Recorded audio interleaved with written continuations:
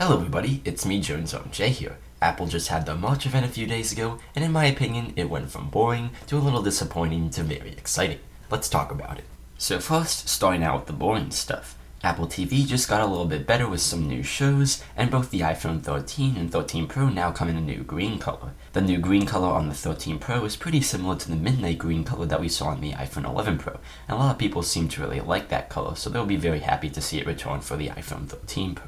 Alright, so now on to the new products they've announced. Starting with the new iPhone SE, the leaks basically all were telling us that it was going to be pretty much the same exact design as the 2020 iPhone SE, just with some new internals and 5G, and that ended up being correct.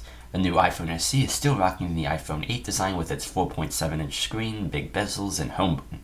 Now, I know that a lot of us tech nerds were hoping for something like an iPhone XR or iPhone 11 design with the new internals for the new iPhone SE, so that the whole iPhone lineup would feature thinner bezels and Face ID. But at the end of the day, the iPhone SE is marketed towards the average consumer, which just wants a phone that works and doesn't care about all the bells and whistles, and the iPhone SE does that very well. The new iPhone SE now features the A15 Bionic chip, which is the same chip found in the iPhone 13 and 13 Pro. Now, for those of you that don't know, while the last iPhone SE did feature the same A13 chip that the then iPhone 11 and 11 Pro featured, it did have 1 less gigabyte of RAM, with 3 gigs instead of 4. So it is possible that the new iPhone SE will also have slightly less RAM than the iPhone 13 Pro series, but regardless, this phone will be plenty fast, and will be by far the fastest phone at this price point, and last for many years to come. In addition, the new iPhone SE also now has 5G, so it is now up to date in terms of connectivity. And well, aside from that, it's pretty much the same as the 2020 iPhone SE, which I think is both a good and bad thing. It's obviously not the most exciting thing in the world, but to the average consumer who just wants a phone that works and doesn't care about all the tech gizmos that us tech nerds do, this will be a great phone for them. Interestingly though, the new iPhone SE starts at $429, which is $30 more expensive than what the 2020 iPhone SE started at. Not quite sure why that is, maybe the chip shortage or the new 5G antennas, but it overall is a pretty decent price. That being said, something interesting though is that the iPhone 11, which Apple still says brand new today, is only $80 more, and that honestly might be worth it for budget folks because it will give you a better display, better camera, and better battery life than the new iPhone SE. In return though, the new iPhone SE does give you a faster chip and the home button design if you prefer that. If I'm being honest though, I think for most people it would be worth spending the $80 more on the iPhone 11 unless you absolutely have to have the home button, but trust me, the gestures are super easy to get used to. Alright, so next up, let's talk about what disappointed me at the event, and that was the new iPadAir. Now before we talk about the new one, let's recap on the last iPadAir. So when looking at the 2020 iPadAir, it at first seemed like a great value.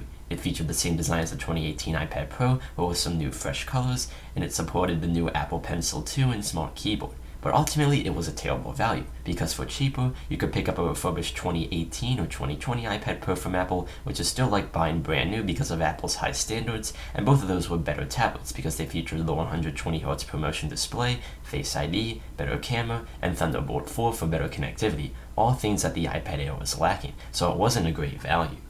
Fast forward to 2022, and I was really hoping that Apple would address some of this, and they did to an extent. The new iPad Air now finally has the new center stage camera found in the rest of the iPad lineup, which allows the camera to pan around to keep you centered when moving around the room on a video call. And surprisingly, it got a bigger leap in performance than we were expecting, with the same M1 chip that's found in the 2021 iPad Pro. But that was pretty much it. No 120Hz ProMotion display, no Face ID, instead Touch ID in the power button, which is kind of awkward to use, no Thunderbolt 4, etc. And the camera doesn't even have flash, which is something that the cheaper iPad mini has. Now I know the iPad Air is meant to be cheaper and is obviously not going to have all the same features as the Pro, but I still feel like the new iPad Air isn't a great value when you can pick up a refurbished iPad Pro from Apple for similar money and honestly get a better experience because of those nice features. So yeah, I was pretty disappointed with the new iPad Air. Yeah, it's great that it now has the M1 chip, but it still isn't really a great value when you can pick up a refurbished iPad Pro from Apple and get a better tablet for the same money. Alright, so now let's get into the exciting stuff, and honestly the main event of the event, no pun intended, the Mac Studio and Studio Display. So first, starting with the Mac Studio. Prior to the event, there were rumors that Apple was working on a larger, more powerful Mac Mini that would use Apple Silicon, and that is basically what we got with the new Mac Studio. The base model of the computer starts at $1,999 and comes with the M1 Max chip, which was the most powerful chip you could configure in the new MacBook Pros that Apple announced last year in December. The M1 Max chip can be configured with an up to 10-core CPU, 32-core GPU, 16-core neural engine, and 64GB of RAM. If that for whatever reason is not enough power for you, you can step up to the model with the new M1 Ultra chip for $3,999. This chip uses Apple's Ultra Fusion architecture that basically combine two M1 Max chips into one, which means that the M1 Ultra chip model of the Mac Studio can be configured with up to a 20-core CPU, 64-core GPU, 32-core neural engine, and up to 128GB of RAM. That's insane. And of course, the main breakthrough with Apple Silicon is that it can outperform high-end Windows computers with Intel or AMD architecture while running far more efficiently, which is really a big deal.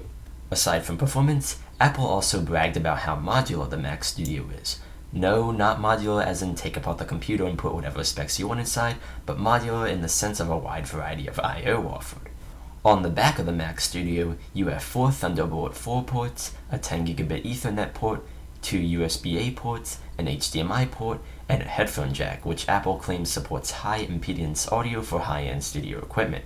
In addition to that, you also have 2 USB-C ports, or 2 more Thunderbolt 4 ports if you get the M1 Ultra Mac Studio, and an SDXC card slot on the front of the machine. Comparing this to the Apple of a few years ago, which was constantly obsessed with removing ports and making their products as small as possible, I think this is a major step in the right direction, since Pro users simply need a lot of I/O. So if you need a Mac with a lot of performance, the Mac Studio is fantastic, and pretty much renders the more expensive Mac Pro useless since it's actually less powerful and efficient since it hasn't made the transition to Apple Silicon yet. Speaking of, Apple did tease us by saying that the Mac Pro was the last Mac that needs to make the transfer to Apple Silicon, so I can't wait to see what crazy power Apple comes up with in the near future, because the Mac Studio already seems crazy powerful. But anyway, the Mac Studio I think is a fantastic product, and no other computer can even compete with the Mac Studio in terms of performance for its price point. Now let's talk about the Studio display. For the longest time, Apple has yet to sell a standalone monitor that was a reasonable price, unlike the $6,000 Pro Display XDR after you include the stand. The last time they did this was with the 27-inch 1440p Apple Cinema display, which was discontinued in 2016, so it has been quite a while. Thankfully, the wait is over and we now have the Studio display. The new display features a 5K display, multiple stand options depending on your preference, a new 12-megapixel ultra-wide camera which brings center stage to the Mac for the first time, and some good built-in microphones and speakers, which I'm sure will work great for an average consumer, but obviously a standalone speaker system and microphone is going to work better for pro users. The display also interestingly has an A13 Bionic chip, which is supposedly used to allow the display to support center stage and Hey Siri. As far as the price goes, it starts at $1,599 for the basic tilt stand or vase mount adapter, and it climbs to $1,999 if you opt for the height adjustable stand. There is also an option for nano texture glass, which helps with reflections that will add an additional $300 to the price if you opt for that. While this pricing is definitely a lot better than the $5,000 Pro Display XDR that doesn't even come with a stand, I still think it's a little pricey for what you get. Yeah, it's 5K and it does have good speakers and microphones built in, but there are plenty of good 5K displays out there that you can pick up that are a lot cheaper. And in addition, the Studio display doesn't feature 120Hz ProMotion, which I think is a little disappointing. I think it's a decent option overall, but for value-minded folks, you definitely can find a better value elsewhere.